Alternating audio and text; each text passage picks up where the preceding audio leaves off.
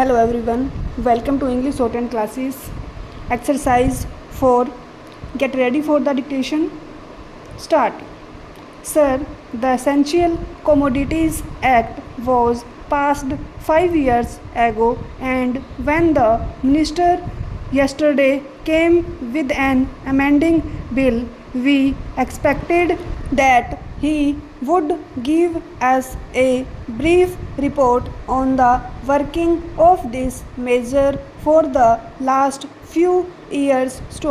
But unfortunately, we are kept in the dark in regard to the exact working of the Act and the nature of the difficulties the minister is facing. Sir, as far as I know, many of the provisions of this enactment have been observed more in violation by his agents at the state level. The food minister may be very earnest, may be very able, and may be very anxious to see that the various provisions of the Act are implemented in the most effective manner at the state level, but unfortunately, his agents at the state level are not equally enthusiastic or equally anxious to observe the provisions of this enactment. The most important objectives of this enactment are to control the supply and distribution of commodities and to maintain a stable price level. In regard to both these aspects, I am afraid that the government has failed to realize the objectives in view. Some time past, when there was scarcity of food grains, attempts were made to make procurement from certain wholesale merchants and from rice mills. In my own state, I know of many instances of such procurement where, after making known that certain things had to be done and certain steps had to be taken by the merchant community, nothing was done. Later on by the government, when they found that these very orders of the government were violated. As a result of the violations, there was a consequent rise in the prices of food grains. In respect of other commodities like iron and steel, paper, etc., we see a lot of speculative activities, but the provisions of the Act have not been brought to bear on them.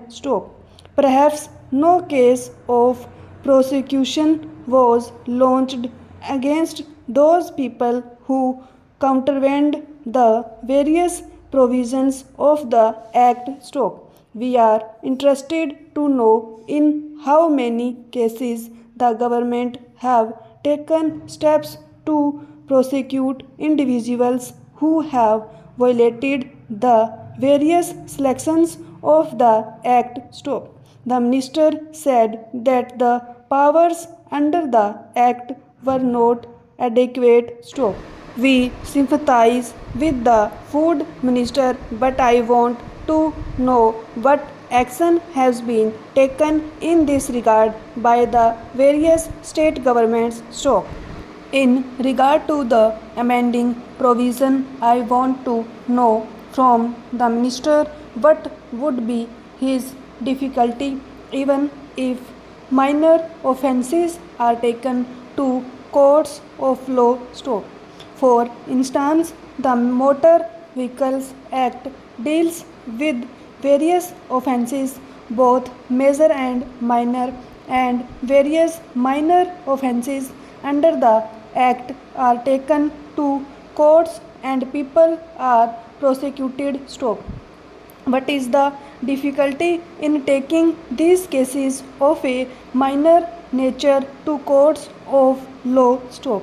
There the people will have some safety that they will get a hearing, and if the offences are really offences, then they would be prosecuted. Stop.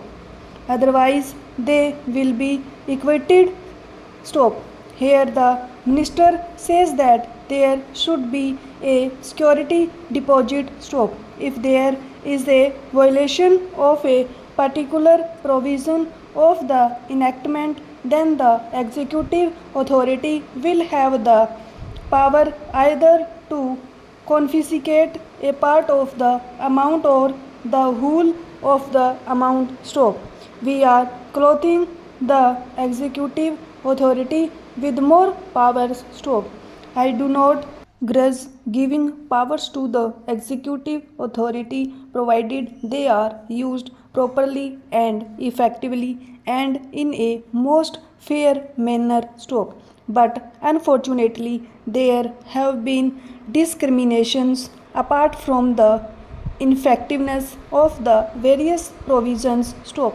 Wherever these provisions were used, there had been discriminatory use of these provisions against a few or in favor of a few. Stop. Normally, when officers are clothed with more powers, there is large scope for corruption. Stop. I feel that it would be desirable to avoid such malpractices, and it would be desirable, I think, that even for minor offences the parties should have a chance to defend their actions. Stop. I do not think that this problem of dealing with minor offences will become complex or complicated in any way if we take them to courts of law. Stop. I want a reply from the minister in what way he is suffering from a handicap in dealing with minor offences or offences of a technical nature. Stop. The honorable member made the point that even if this thing was acceptable to the House, he did not know what amount would be demanded as security. Stop. So the minister should tell us what amount is normally expected from a licensee in all cases and what the offences are which are of a technical or minor nature which he has in view. Stop. We are not told which are major offences and which are minor offences. Stop. Clarifications on these points are necessary. Stop. I wish that the act which came into effect long ago was implemented properly. Stop. I know that the minister here is very earnest in implementing it, but his colleagues at the state level and at the central level are disappointing him. Stop.